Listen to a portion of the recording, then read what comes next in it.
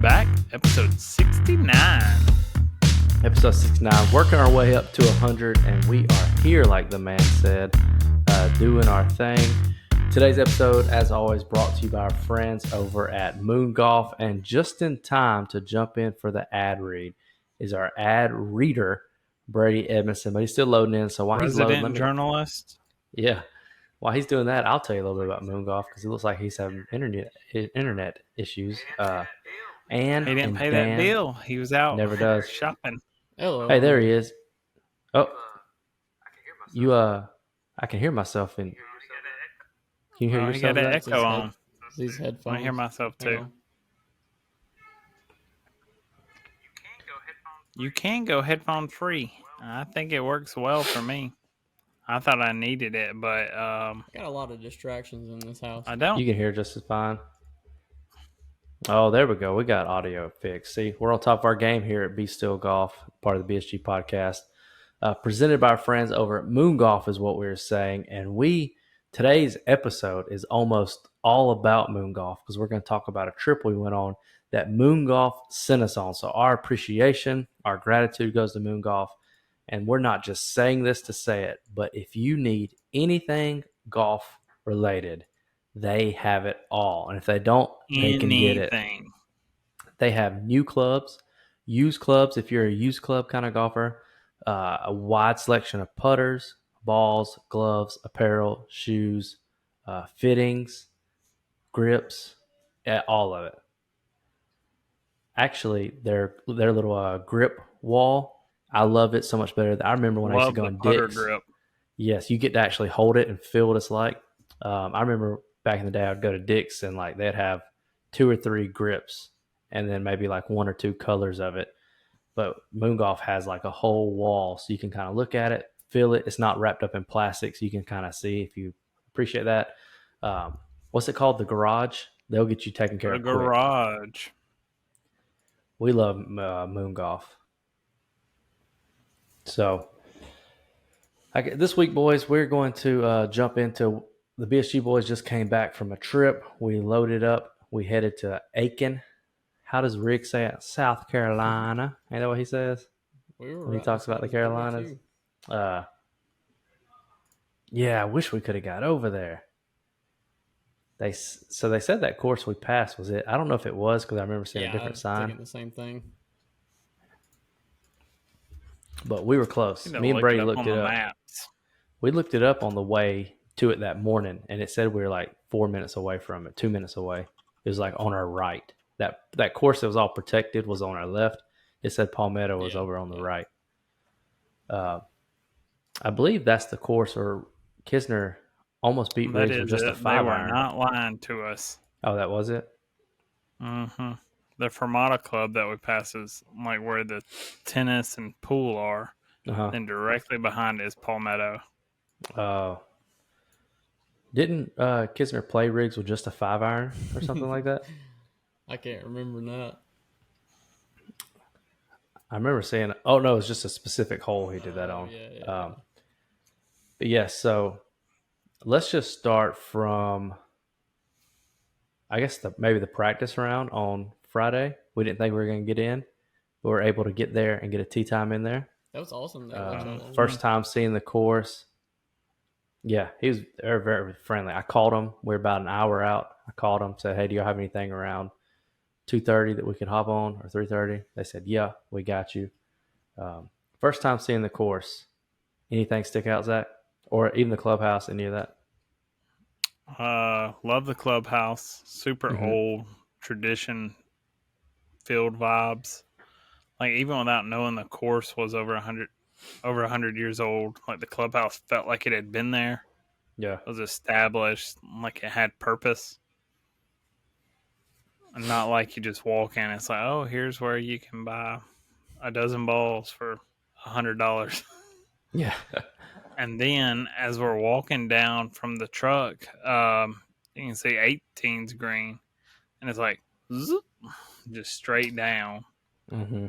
And that ended up being the vibes for the whole weekend. Just greens with layers. Yeah. I wish, looking back, I wish Friday night we would have not went to the barbecue thing but we had Brady meet us at Aiken Golf Club, and we would have ate at their clubhouse and like sat up on that balcony Yep. and just chilled there for the night. That would have been Yeah, the that way to would have go. been. Barbecue was mediocre.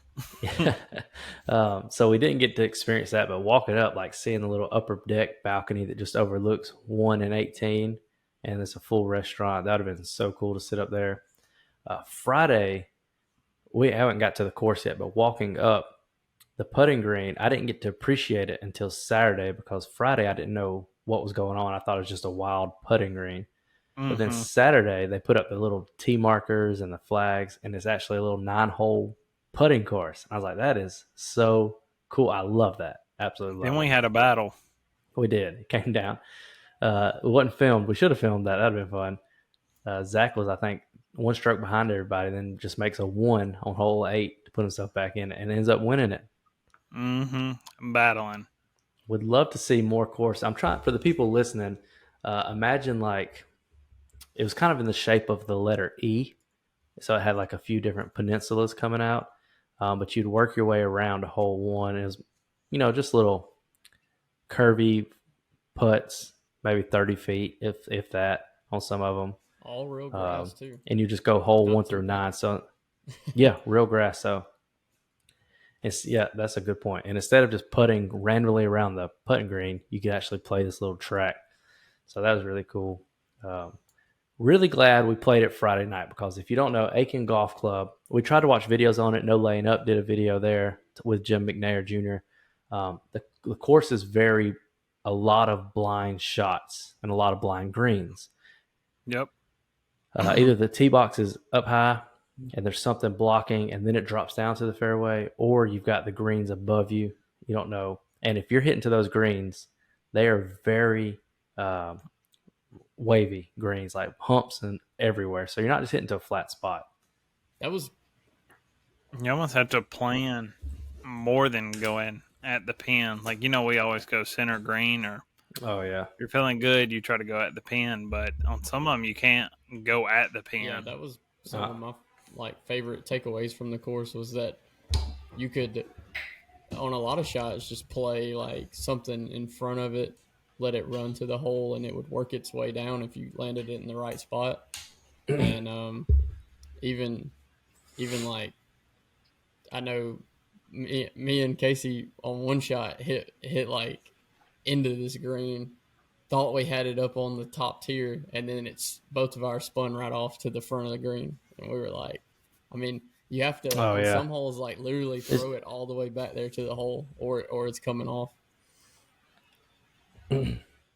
So the hole you're talking about, I don't remember what hole number it is, but I love that we hit a tee shot to the left, so we're in the fairway, but where the pin was, we were blocked out kind of by a tree, and the course isn't long, so we probably had 90. I think we actually had 90 something yards in, so not enough to, unless you're really good, not enough to really work the ball.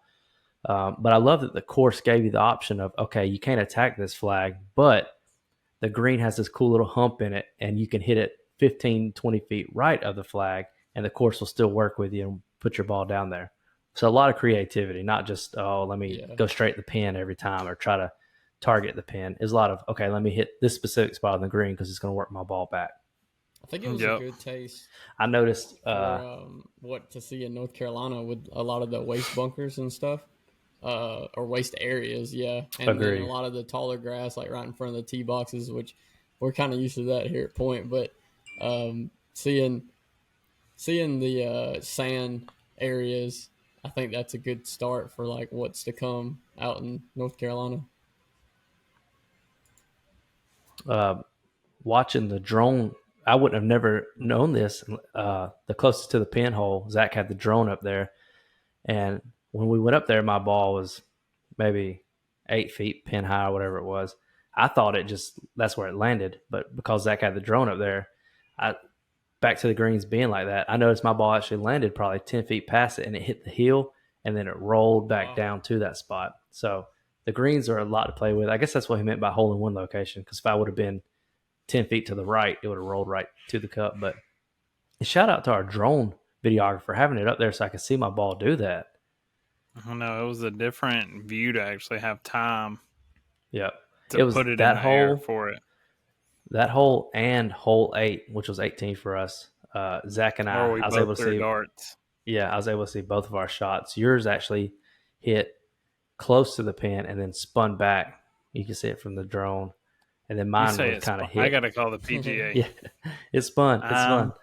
That was I'm cool coming. that we were able to get in a gap where we could throw the drone up in between each hole. That's something that we've never done. I know it was a test to Zach being out there in the heat, doing it every time, but that was a cool experience to be able to leave it up over the green while we were hitting our approaches in and stuff. I was gonna say I like it. Yeah, it's cool. If we have a hole or a par 3 that it's kind of close, and you know that there's a good chance somebody hitting it tight, that's such a cool shot to just throw it up and have. And over some of the putts. Yeah, I was talking to Chad at work. I was like, we didn't hit a single putt we needed to, but we had some cool drone footage of it, of them just missing some. I'm excited to see. Let me show y'all this real quick. Since we're talking about, if you're listening, sorry, but if you're watching, you get to see this. This was one of them. So I did this to show like the way you get a line as a team. This is that hole. This is where I bonded up. So Zach gave us a line. I gave us a little bit better run at it. We just ran it right by every time. Jeremy kind of did what I did, but a little closer, kind of touched the lip. And then Brady got 3 reads at it, comes up, and I didn't know. Boop. I don't even remember that. He did that thing. So that's the cool thing about having the drone up there. You're able to see that kind of stuff. I was working on that today. I was going to post that this week or next week as just kind of like this is what a scramble is supposed to be. The 1, 2, 3 guys give that read. Number 4 drops it in. I remember that putt. I was walking off and you hit it, and I said, "Why did he hit it so high?" And then it kind of fell in the back door a little bit. Yep. After you get. That's a nice thing when you actually do work with the lines like that, and the process works. Yeah. Like I'm always the line guy on the putts. I can usually read them pretty well. And you miss it, you put it within a foot or whatever, and it's a win for the first putt. Yep. Then everybody else can go at it. I had another clip. I haven't made it, but the drone was up again. It was the hole me and Brady were talking about earlier, where my putt twice kind of went to the lip, and it showed everybody's putt like that. So it was cool watching the drone footage like that. So, like we said, Friday we got a chance, me, Zach, and Jeremy, to go out there and preview the course, which was nice. First thing we noticed that all the par 5s were fairly short. Reachable. Yes, when your boy right here is having 170 as a second shot into a par 5, it's a short par 5. So we took note of that. We took note of a few things, a few drivable par 4s, which led us into Saturday morning. Let's get into Saturday morning. Everybody woke up, breakfast at the hotel. I give it about a 3 out of 10. What about everybody else? I had a muffin. Yeah, so, maybe 3.5. Maybe that's what threw us off. We didn't have what we needed, but I suggested Chick-fil-A and nobody was like really for it. We should have. So, ate breakfast, get to the course. We play our rounds on the little 9-hole putting green. We find out we're starting on hole. He wins. We find out we're starting on hole 9, which is a tricky par 3. Wish we could have started anywhere but there. We drive off. We get to meet George and Wesley. Get to hole 9. Tournament starts.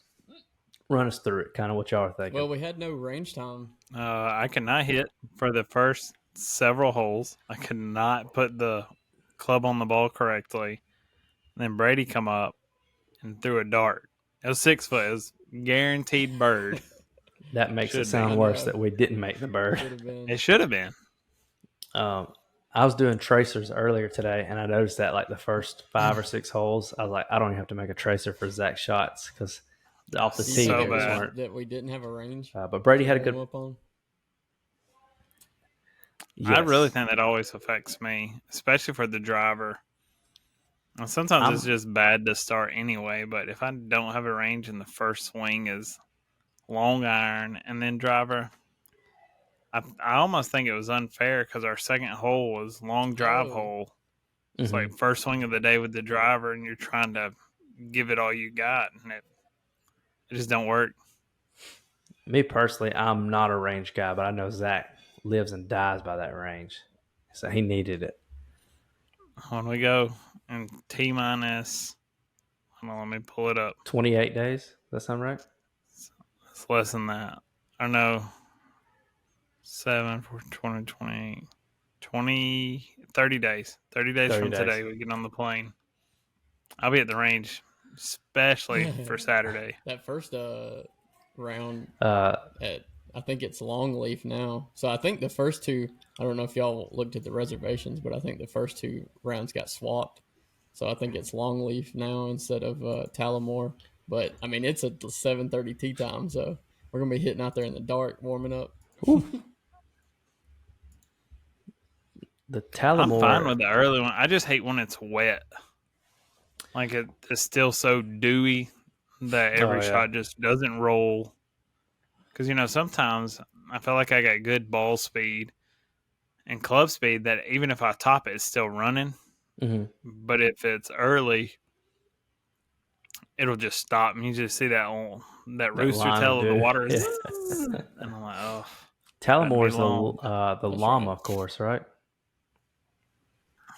So we were talking about the ride home. I was thinking, if it's this hot, as hot as it was at this tournament in South Carolina, in North Carolina, I'm a little nervous about 36 holes in one day because I couldn't imagine turn around and playing another 18 after what we did Saturday. I think. Speaking of the trip, I talked to the guy with the truck last night. I went ahead and messaged him. He said he could leave the truck at the airport for us. I gave him the flight number, the arrival time, and he was good with it. We're ready. We're ready to ride. My back, Sunday, I woke up Sunday morning, and my back was hurting so bad from Friday and Saturday's round. So it's going to be a test. It's going to be a test in North Carolina. Definitely. Who can write us some scripts for some muscle relaxers? Jeremy. Luckily, Thursday is actual 36 holes. Friday is just 18, and then either the cradle or the putting thing, and then Saturday's around. So we just got to make it through Thursday. Okay, but back to Aiken Golf Club. We start off with a birdie look. You'll see this in the video. We miss it. Long drive comes up, which is a par 5. We got back on track there, right? With a birdie. Yeah, we were 1 under through 2. I think we. If quick note on the format. I think we. Go ahead. I was gonna say nothing is higher than par. Birdieing all the par 5s. Isn't that right? I think we did. Yeah. I think we did. So that's a good thing to note. Should have eagled one of them. Yeah, eagled. Par 3s were, as always, not our friends. We birdied 1 of 5 par 3s. And we only birdied 1. Par 4s, I don't have the scorecard. I think we birdied 1 or 2. Wasn't great. Another thing to note, we didn't know this.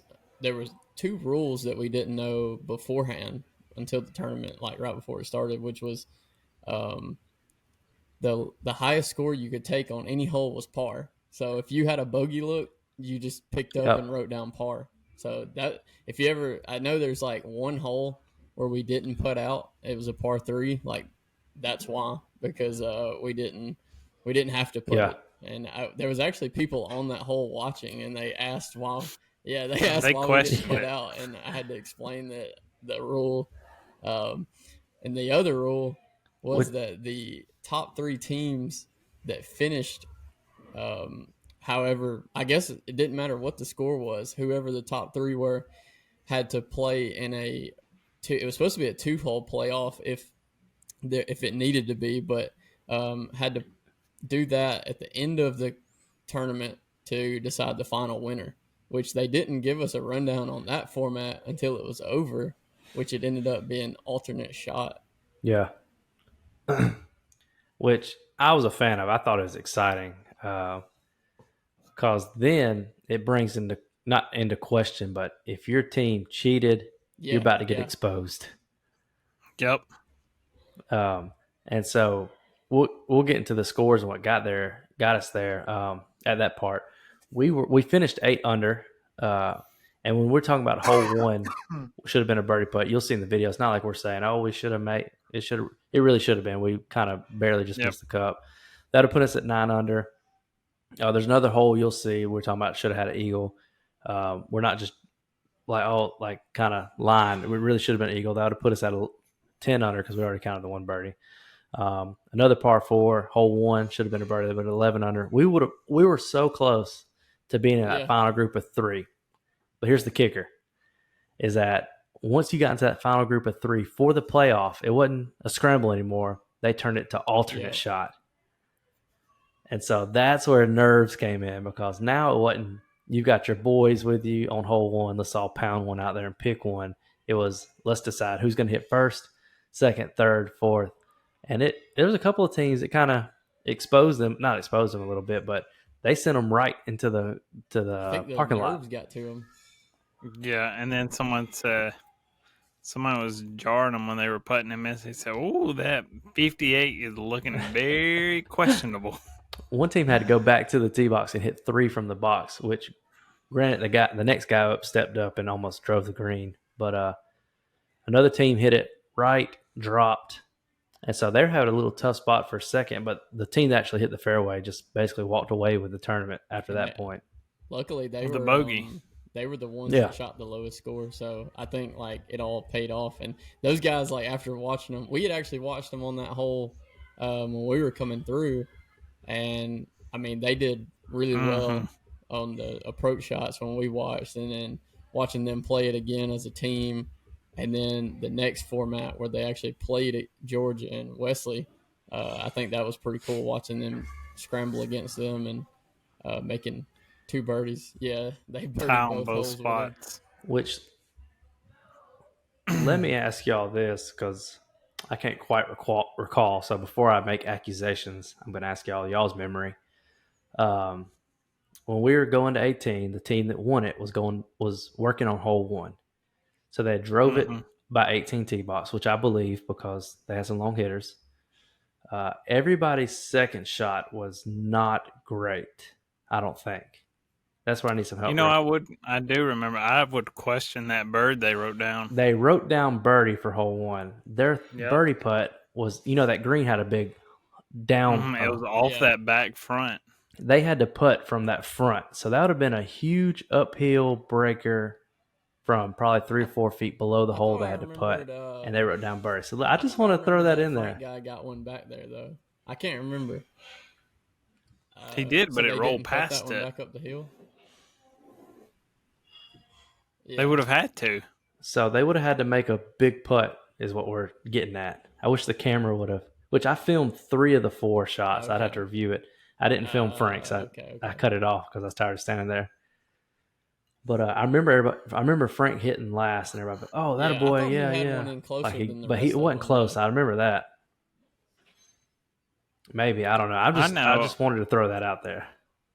And I looked on the profiles of the winning team. One of the guys plays on the bagtour.com tour. Hey, shout out. He follows us on Instagram now. He's got several wins on there. Yeah, I was telling him at work, I was like, there wasn't an amateur only requirement. Yeah. So what you're saying is we should have brought in Maddox or somebody and brought him on. But the fact that we were able to compete. Can you imagine if we had Maddox and Scott? Yeah. And then us 3.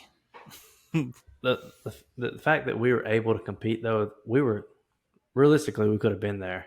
I don't know, but now I started thinking about that just a second ago because I remember Zach sent us the winning scorecard. It was just a bunch of circles. Only 2 one pars. par. Oh, 2? No, 2 pars. Both on 3s. But it wasn't hole 1. And I was like, wait a minute. We watched them chip their second shot on hole 1. So I'm just going to leave that as a food for thought out there. So overall, though, it was like the perfect course to have it. It wasn't one of these big country clubs where members are mad you're there. They shut the whole course down. Even after the tournament was over, we had to get home. But if we were staying another night, they had said that, hey, the course is ours. So if you want to go play more golf, go play more golf. We would have. Oh, we would have looped it again. It would have been a 1v, 1v, 1v1. It was perfect timing. Yeah, we could have looped it up. That's what time we started the day before. Yeah. We died in the heat twice already, so it was one more time. So it was the perfect place for it. that's one of those. There was a tournament we went to last year I probably wouldn't go back to, but this one I'd probably go back and play with the Bryan I Bros like again if they the had another one. atmosphere. I thought it was much more Yeah, relaxed I think too. I was telling Yeah. Jeremy, there's not. It wasn't like the same crowd as the other one we went to. There was a lot more like a mature audience. I feel like. Mm-hmm. Yeah, and I think that's where we strive for viewership as well. The Yeah, same type audience, a little bit but more. a Their little bit audience, older. the Bryan Bros audience was a little bit more people who are passionate about golf and actually play golf. The other one was a little bit more younger kids that were just Trick like shots. trick shots. Yeah, but when you watch Bryan Bros golf, you're not watching it for like I'm going to use the same club for 18 holes of golf or spin the wheel challenge. You've got a Which is PGA crazy Tour. because they were one of the first like trick Yeah. shot golf channels. Yeah, that's how they started, which is wild. It was also a place for people who love rowback. Yes, it was a commercial mean, for Roback. I only know outside of y'all, I only know like one other person that wears rowback, Same. and it's a guy I about to work say. with. He doesn't even golf. He just I likes saw my boss the wearing one the other brand. day. So like to see that many is wild. Yeah, I Your don't know boss where he had got one it on? from. I guess he saw it online and ordered it because I was like, I almost said nice throwback, but I didn't even know. He's one of those guys that I don't even know if he would know that that's what he had on.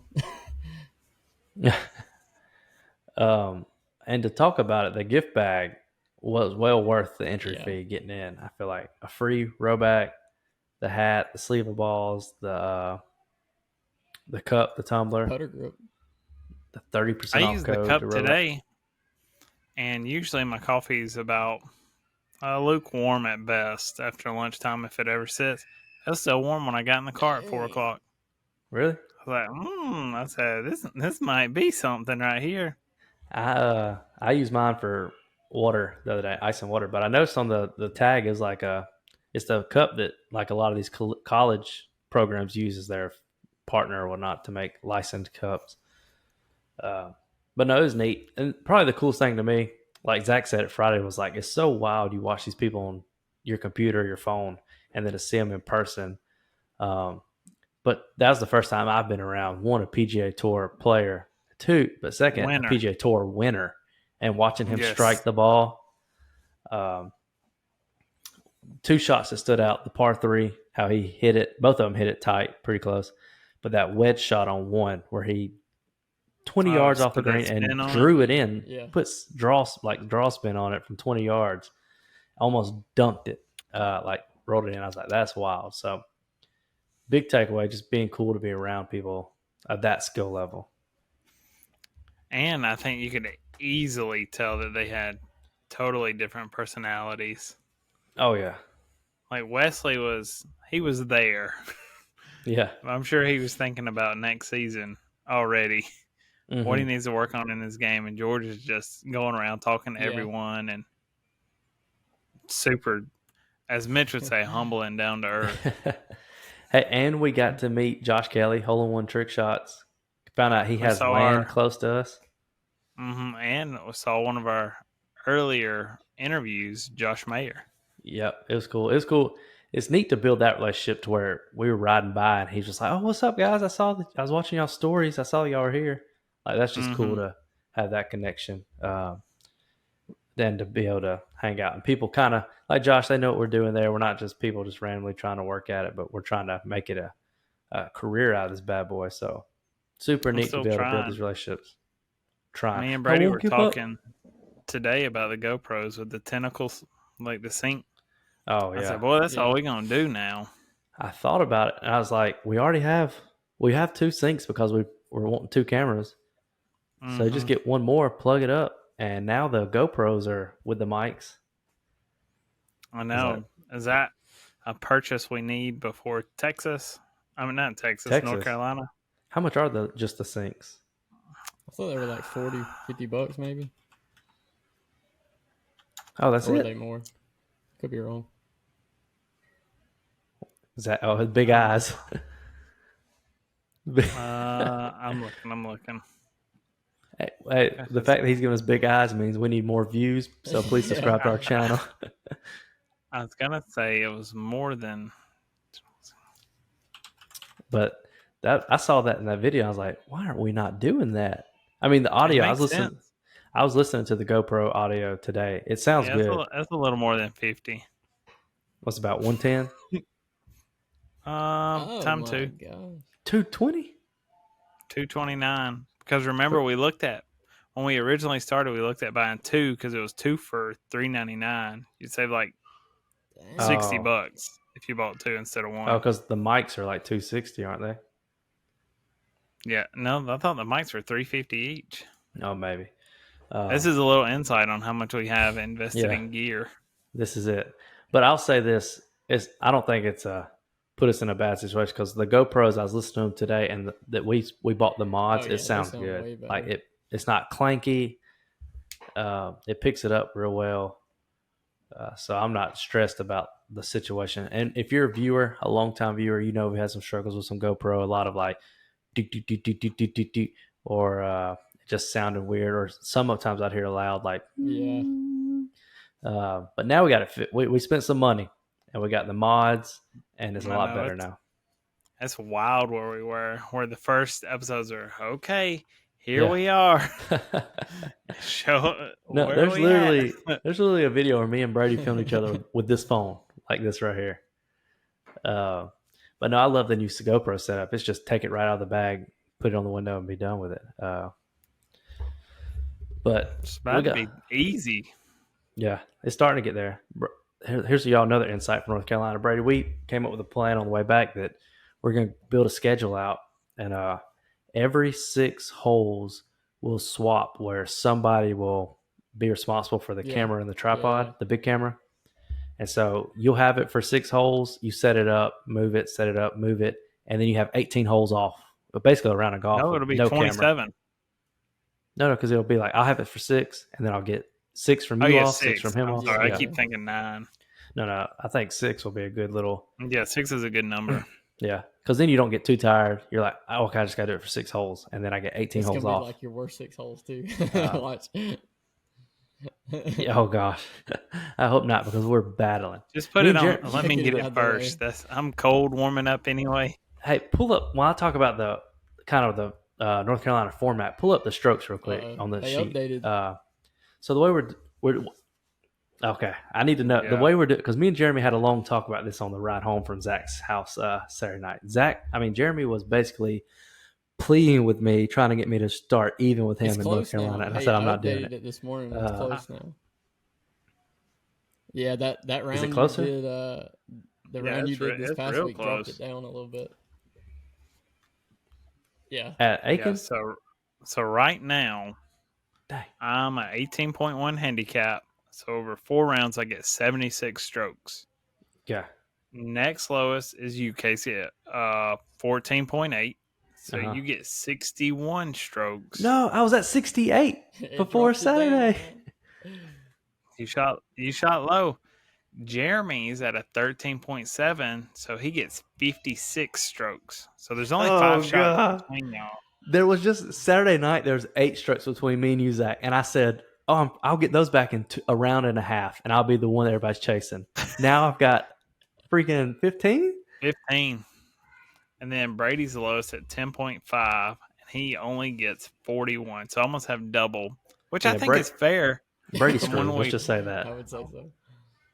I wish I could make this dark mode. Damn, 15 strokes. Dark mode. I think me, Jeremy, and Zach, it's going to come down to a very tight battle. I think Brady's just too far out of it. I'd have to shoot 4 really good rounds. 21. It's just not going to happen.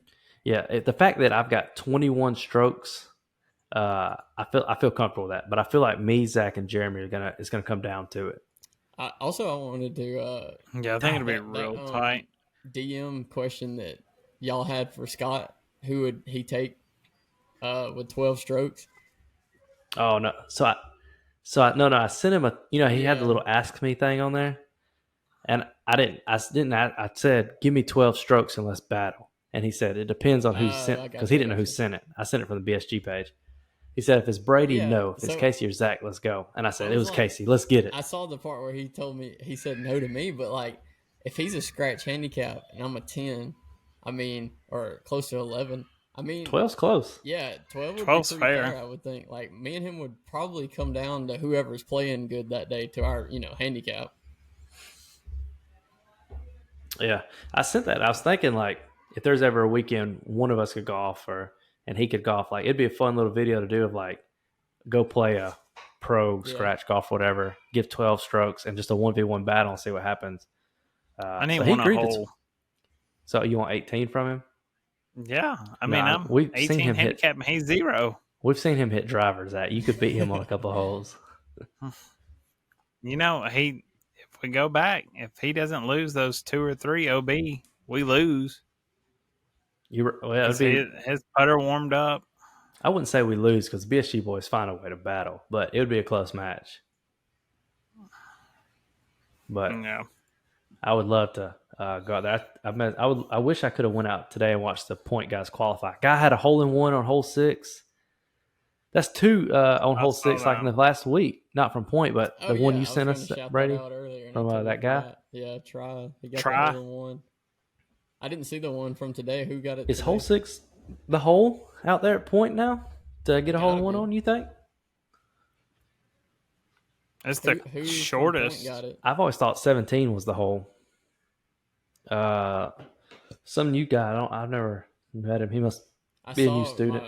My brother-in-law, I guess he was out there either at the range or I don't know. He may have been playing this morning because he texted me and said all the point guys are out here walking. And I said they must be qualifying if they're walking.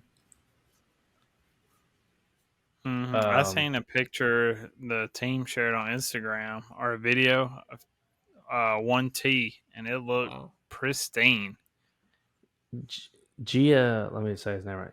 Gianfi. He's from Italy. He looks like a new student. Hole in one on 6. Pin is, if you're looking at the green, not the closest side, but it's on the back section. So he may have caught that slope in the middle. Yeah, so that's like. I've always thought hole 17 was the hole for hole in one at point. So, I don't know, but I'm excited. We got 30 days. That just stressed me out a little bit. Saying I didn't know the handicap adjusted like that. Because me and Jeremy were talking about it Saturday. He was like, "We need to start everybody just straight up." He said, "This is just gonna all this handicap is." He said, "All the handicap, the strokes are gonna do is gonna make everybody argue because you're gonna have 5 strokes on me, Casey, for one round. I'm gonna beat you, and you're gonna say, well, I beat you with a handicap, and I'm gonna look at you and be like, we don't play with handicaps. I beat you square up." And it's just gonna be an argument. And he was trying to pitch like, let's all just go straight up. He's trying to get it square because he knows it's gonna be real tight for the championship because it's just total score for 4 rounds. I mean, that's why there's a handicap. Yeah. Like that's. I mean, if I have, that's the reason that we're doing it. I mean, I don't play every weekend, so I think it's fair on my part. If I have 5 extra strokes on Germ and I beat him by 2 at the end of the round, at the end of the weekend, and he's going to complain, I'm going to be like, bro, this is what I started. We're playing strokes. It's all about strokes this week.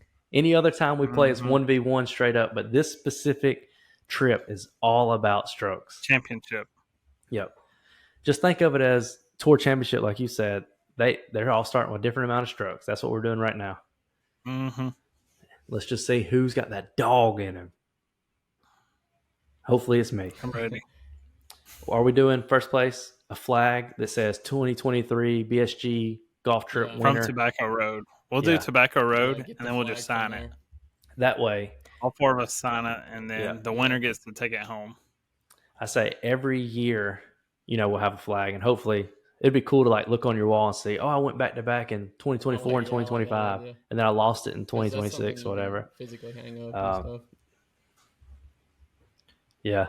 Mm-hmm. And then it'll be a battle. We're going to try to keep a flag out of Brady's house for as long as possible. As long as possible. As long as possible. We're just going to try to keep sandbagging a little bit. I told him I need to go throw up 100 real quick. Get a couple more. On the way, y'all were on the way home. Saturday, and luckily I didn't have to stay at that hotel by myself again. So Bailey had a friend that she stayed with while we were up there, and her friend's fiance actually, whenever I got there, which I had told y'all beforehand, but like I got there and she told me that he worked at Augusta National, and I got to their apartment, walked in, there's just like paintings and the gnomes and everything like all down the hallway and everything. I was like, this dude's really like dedicated to this thing. And so it was about an hour or two later, he got off of work, and he got there, and I asked him like what he had been doing there all day, and he said pretty much what we had to do today was make sure the grass didn't get too hot. And I was like, well, how'd you know, if it, yeah. Was he watering so I greens? guess like they just put water on them just to, keep everything cool. But Cool I said, them how off. did you know if it was too hot? He said, we probe them. And I was like, so you're just walking around with like a thermostat out there like probing grass all day? Yeah. All day, It's the whole insane, time, like, I'm some of the sure. stuff that they have to do to keep that place right. But yeah, I mean, he's seemed very knowledgeable about the course and all the stuff that goes on behind the scenes. I can't elaborate on this, but all I'm gonna say is we may have seen him before you did that day. I would. That's all I'm gonna say about that. Yeah, I talked to him about that. so I didn't bring up too many specifics on it, but he was like, "Yeah, I mean, it happens." So it's not something out of the ordinary. Oh yeah, I bet it does a lot.